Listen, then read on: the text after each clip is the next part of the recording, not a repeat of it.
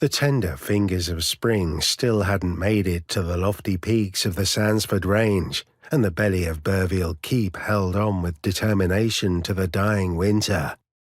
Oren Trevaine could see his own breath puffing in front of him, small clouds of warmth escaping his body as he tightened the leathers of his armor.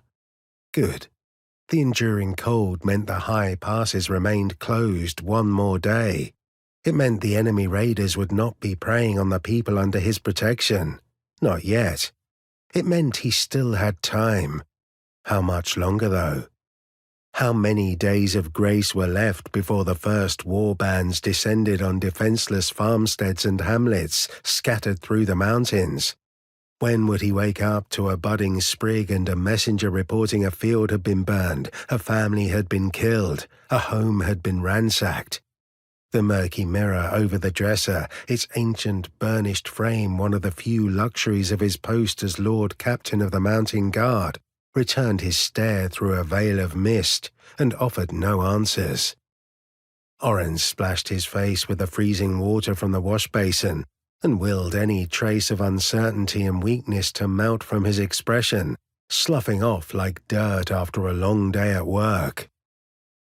His back twinged. He must have pulled a muscle or tendon during the training drills the previous eve. Well, it would go away, just as the dull ache of old bruises would fade when he had something else to focus on. He was no stranger to hard fighting and harder sparring, despite what his men might think. If only the bedamned exercises worked and prepared his men to face the raiding season without suffering the heavy losses that had become the norm over the last few years, he would consider all of those small hurts a more than fair asking price. With a sigh, Oren ran his still-wet fingers through his hair. It was getting longer.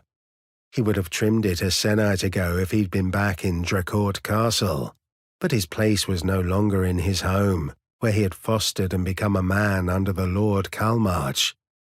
There would be no more spring festivals for him, no Lady Annabel hunting him down to make sure he was presentable, while chastising her husband for focusing too much on strategy and politics, and not teaching Oren to look chivalrous enough for the grand ball. No, those simple days were behind him. In Burville there would be drills, and more drills, and hopefully by the time spring made its way up to the Fremont Pass, when summer kissed the rest of the Westmerian kingdom, he'd have brought the Mountain Guard back into shape. Hopefully. Not the best thing to rely on, hope. Not for soldiering.